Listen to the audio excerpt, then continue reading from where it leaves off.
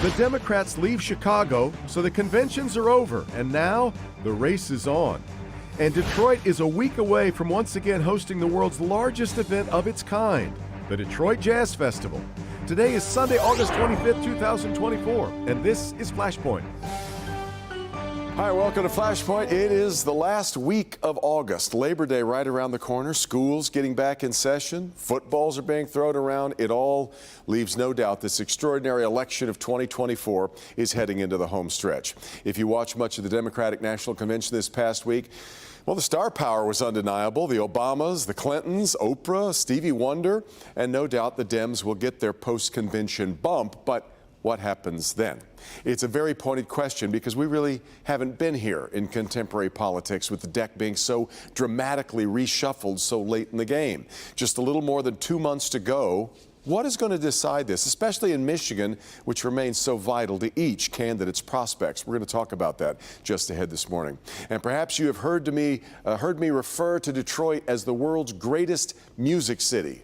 One more reason we'll take over downtown next weekend, and we will talk about the impact and the massive pull of the Detroit Jazz Festival, all today on Flashpoint.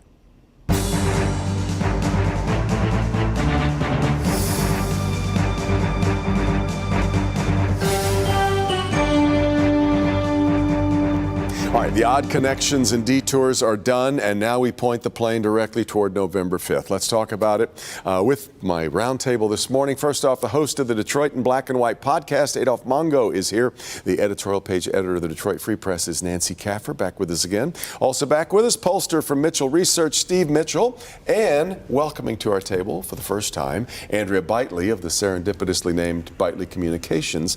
Andrea, I want to start with you because you wrote a piece that ran in the Free Press. That's my television bias. Ran in the Free Press last week that said you needed Kamala Harris to do 5 things to convince a Republican like you to vote for her. Did you hear those 5 things? You know, I didn't hear all 5 things in exactly the order that I had expected to hear them, but I heard enough that convinced me that the only vote I can make this November is for Kamala Harris, which is a shocking statement from anyone who's known me for my entire life, working in Republican politics, growing up in a conservative family, working in conservative and Republican politics since I was a teenager.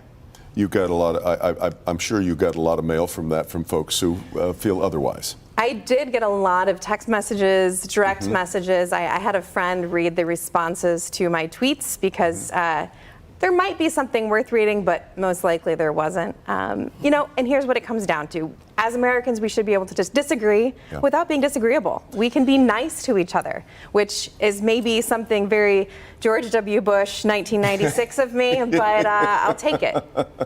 Let's sort of then get everybody else's review of not just Kamala Harris's speech on Thursday night, Adolph, but the entire week. You were there. I was there. Well, how did you feel?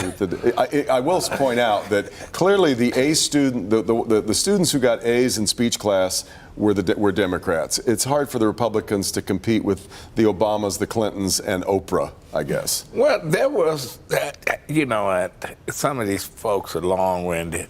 Listen, I guess. Is that why we were going on at 12:30 in the morning on Monday night? And you know, but there were some great speeches. There was a lot of excitement in the air. And what I liked was you had all these. I talked to several Republicans that was there. You know, that gives us hope. You know, the game changed. 2 months ago, I thought this convention was going to be a wake. And people was going to go there, okay, we got Grandpa, he's going to take us down. But Grandpa gave up the power, and we are excited. She's not someone that they can beat up on all the time. And if you're going to run against a candidate, you got to run against her record, calling her ugly, dumb, stupid, and all that. It don't work. We haven't really, as I mentioned off the top of the program, we haven't seen the deck reshuffled this late in the game like this before. So we are in uncharted territory, and you have to wonder how long do the Democrats get to keep this little bump that they got? from the change and then the convention? The benefit of this last minute change is they don't have to keep it going for that long. We're talking about, what are we at, 70-something days now till the election? So I don't know that I've ever seen Democrats this happy, including in 2008. Of course, this is the base that was at the convention, the base that was going to vote for Joe Biden probably no matter what, just not cheerfully. But just the mood there, the way the convention was packaged, the speakers, the music, that it was a whole party. And yes, their challenge now is to keep that enthusiasm going. But if they can roll with it for 2 months, they got something. Steve, you know, of course, we always see the convention bump for whichever party is holding their party or their get together, and then the race really starts. Well, that's right. I mean, both parties really had good conventions. The Republicans had one. The Democrats had a great one. What surprised me is one half of the people in the United States live in the Eastern time zone.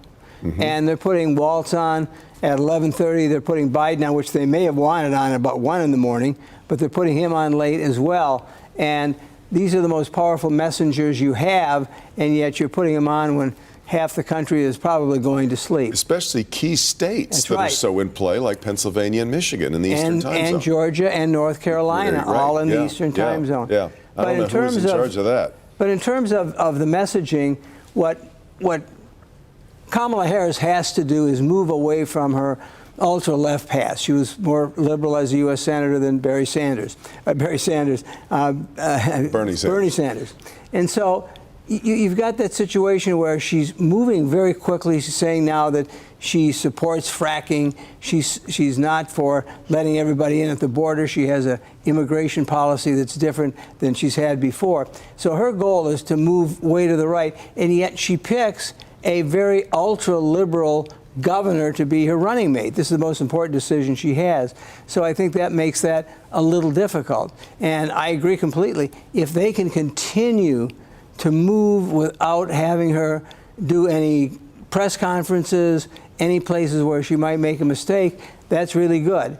On June 26th, the day before the debate, Trump led nationally, according to the Real Clear Politics averages, by 1.5 points. Right now, she leads by 1.5 points. So she's picked up, the Democrats have picked up 3 points. But it's a very close game. Here in Michigan, on June 26th, the day before the debate, Trump led by 0.2%. And now the Democratic candidate, in this case, the vice president, leads by 2 points. So this is still really in play, all in the margin of error. Over. And there's a guy named Abramowitz who comes out with not a survey, but an analysis based on factors other than who's ahead, who's behind. And he's been very right very often. And he basically said Harris has a little lead, but so close that he believes it's going to be a close race. And so do I. It's going to be a very close race. Andrea, what's going to decide it in Michigan? If we're going to all agree that this is the winner is going to win Michigan. Absolutely, the winner has to win Michigan. What to me it comes down to is turnout. It comes out to turnout, especially among Black and other minority voters in the city of Detroit and in Wayne County. It comes down to women in Oakland County, women showing up. We have Kent County on the west side of the state, which is trending blue, especially the city of Grand Rapids itself, which is a large population demographic.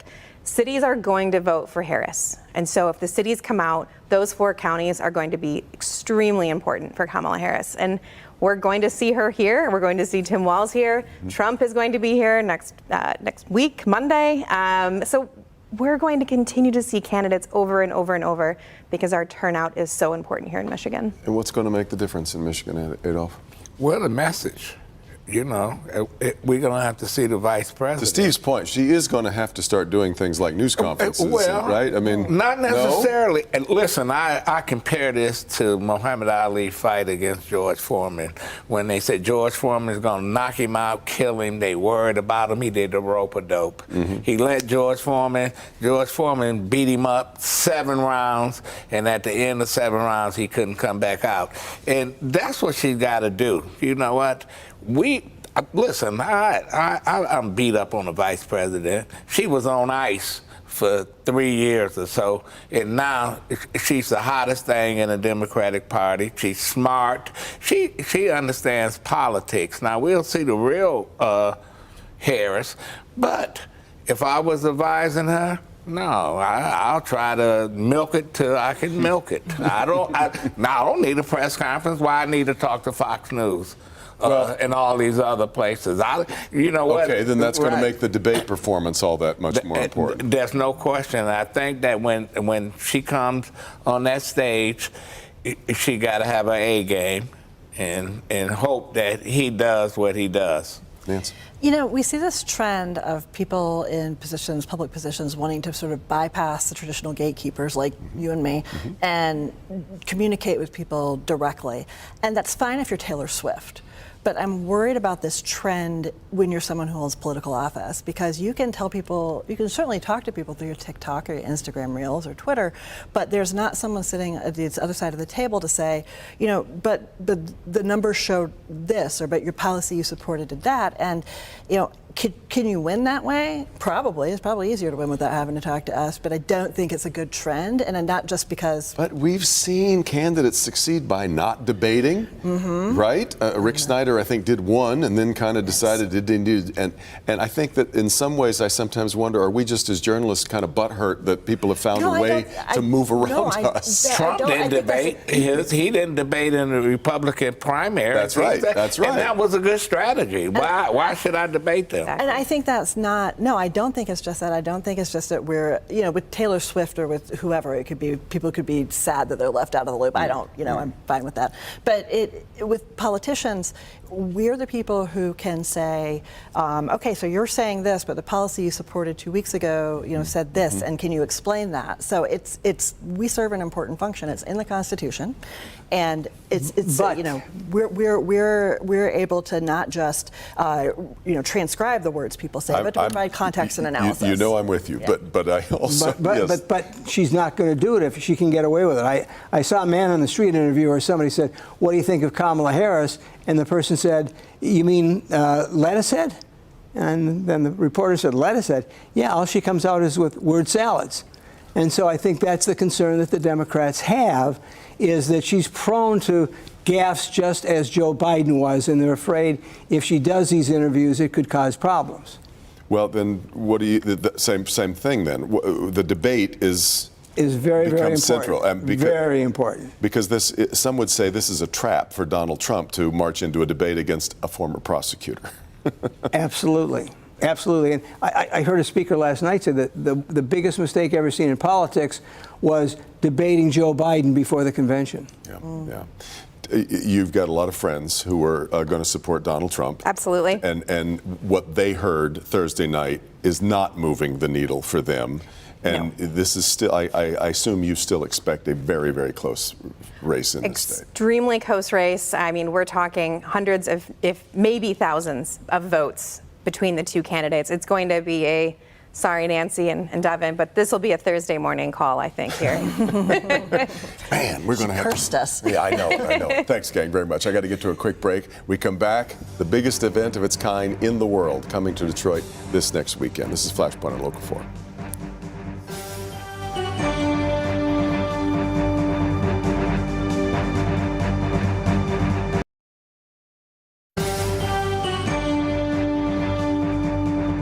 All right, welcome back. The approaching Labor Day weekend is many things. Of course, it's a celebration of the American worker and the labor movement. For many, it is the swan song for summer. But if you're a jazz fan, Labor Day weekend can only mean the biggest free jazz party in the world, the Detroit Jazz Festival. Very happy to have with me the president and artistic director of the Detroit Jazz Festival, Christopher Collins. Chris, good to have you here. Thank you. Good to be with you, Devin. You too.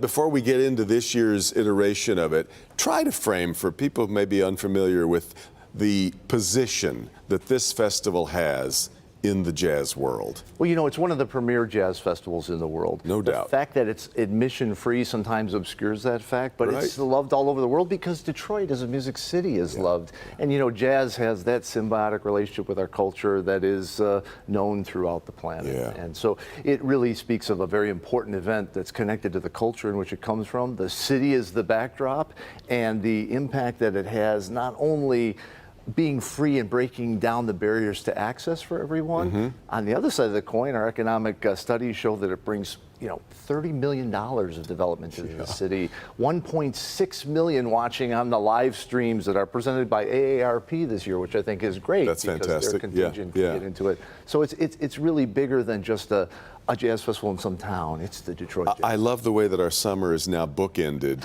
On Memorial Day, it's Movement, which is one of the biggest techno fests in the world, and people come from all over the world for it. And at the end, it ends up being jazz, and same thing. People come from all over the world to be a part of this. It's true. We have about 325,000 people over 4 days, but about a third of that are from outside the region and outside the country. So it's a beautiful showcase for our citizenry and our culture and our community. It's very special. Well, and everything that has happened in downtown and all these big events, we've obviously got more hotel space now. We keep talking about that, but all of the development, that just feeds into making this a better and more attractive experience for a lot of people to come be a part of, right? For all of us. And families come together. Everyone's welcome. Neophytes, jazz experts, and the result, as every artist will tell you, is some of the best jazz audiences in the world, and it's because barriers are broken down and those things that we talk about, diversity and inclusion, that want to happen. Well, this gets me back to, this is always an interesting conundrum, right? Jazz to some people is intimidating, right? Of course. And I've always likened jazz to hockey. This is pardon the metaphor for a second. Hockey is never going to be the biggest sport. It just has the most ardent, crazy, diehard fans. And it should celebrate what it is rather than trying to appeal to everybody, right? I think there's something about that with jazz because I think a lot of people, the people who love it, man, voracious. It's a religion, and yet some other people find it intimidating. I think that's the right word, don't you think? Well, any art is, but art is such, in the future, looking back, art is such a clear reflection of what was important to a community, how far they were pushing the envelope, looking towards the future, embracing their history. And jazz, just like our sporting events here in Detroit, they really do capture who we are. Now, as far as art goes, though, the beautiful thing about jazz is, we grew up in the streets. It was the music of the people, as well as being a very high art form. So when people come down to Detroit Jazz Festival, what they'll be able to experience is all these surprises where the music they love is integrated right around the corner. And if they let themselves go to the moment, which is the joy of it all, they will find themselves in a very beautiful place with a whole lot of other people experience something special. And there's so many different kinds and styles that it appeals to a lot of people. As you know, I believe Detroit is the greatest music city in the world. I don't think it's close. Jazz is a huge part of that fabric too, right? It just fits in as part of the Detroit story. That's right. Jazz, Detroit, the artists from Detroit significantly shaped the modern jazz language, and jazz as a culture of freedom and discipline and craft has shaped the community and culture of Detroit. So it's a symbiotic thing. It's also along with the blues, a uniquely American. That's right. Right, art form. It really is, although, it really started with traditional African music, and it was distilled through Spanish-speaking countries and came to New Orleans and became, what people identified as the first serious American art music, And to that end, when you're at the festival, and whether it's, the greats, Monty Alexander's there, Christian McBride Quintet, Joshua Redman, James Blood Ulmer for the Cats Who Like That Bag, and then some of the upcomers like Ghost Note and Cameron Graves. I wanted you to get into next to the real highlights and what people ought to be checking off on their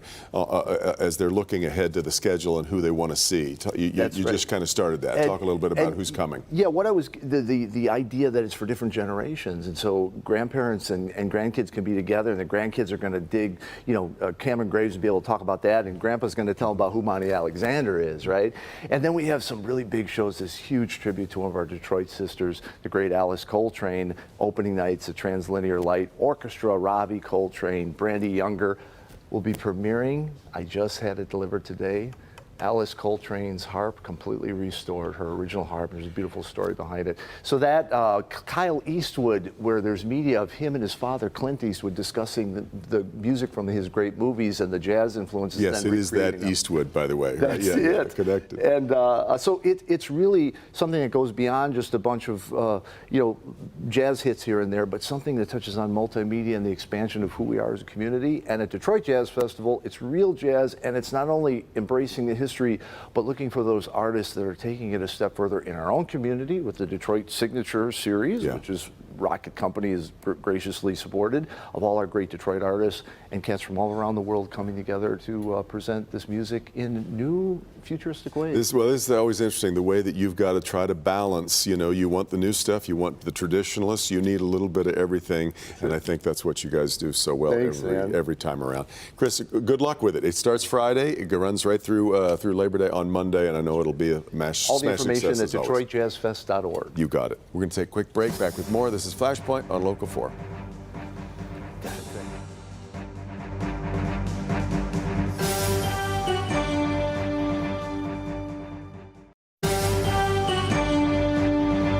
Yeah, once again, if you want to know more about the Detroit Jazz Festival, DetroitJazzFest.org, and we will link that on our website at clickondetroit.com as well. Hope you have a great week. Thanks so much for being here. Meet the Press coming up next, and we'll see you next time right back here for Flashpoint.